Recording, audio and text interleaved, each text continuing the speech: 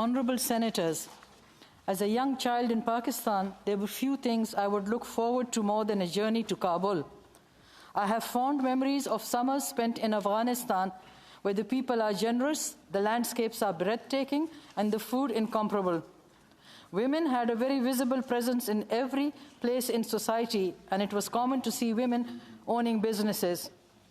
I never would have expected the region to be plunged into devastation and have all the world's eyes on it. Because of my love and concern for that part of the world, as a new senator in 2010, I proposed a study on the role of the Canadian government in supporting women's rights after ending combat operations in Afghanistan. The committee recommended concrete ways that Canada could make the advancement of women's rights a fundamental element of its approach to Afghanistan post-2011. For the past 3 months, I have been receiving desperate emails from Afghans trying to flee Kabul and from Canadians concerned about their loved ones. The Canada-Afghanistan Friendship Group had been very active since January of 2021.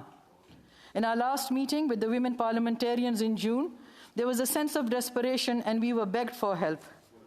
Those who remain in Afghanistan face economic hardship, a lack of essential services, hunger, and the threat of violence.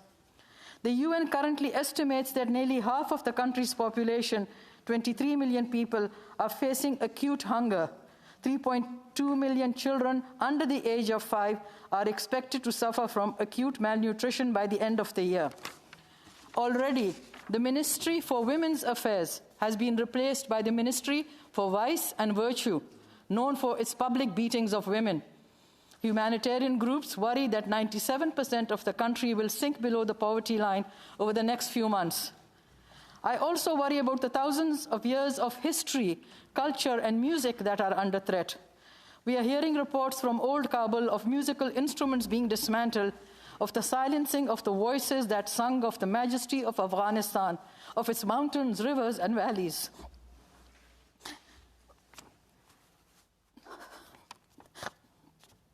One story that struck a chord with me is of an ustad, or master, who buried his rabab, a string instrument.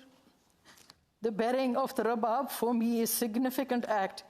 The strings of the rabab pull at the heartstrings of everyone from that region. For me, it signifies the burying of the heart and the soul of Afghanistan. My fear is, as the news cycle changes, the world will forget about Afghanistan again. Already the story is starting to fade from our headlines. Already the space women had carved out in society is disappearing. Already they're becoming invisible. How long before their plight fades from our headlines completely and they become invisible to us too? Thank you, and as I would say in Pashto, manana.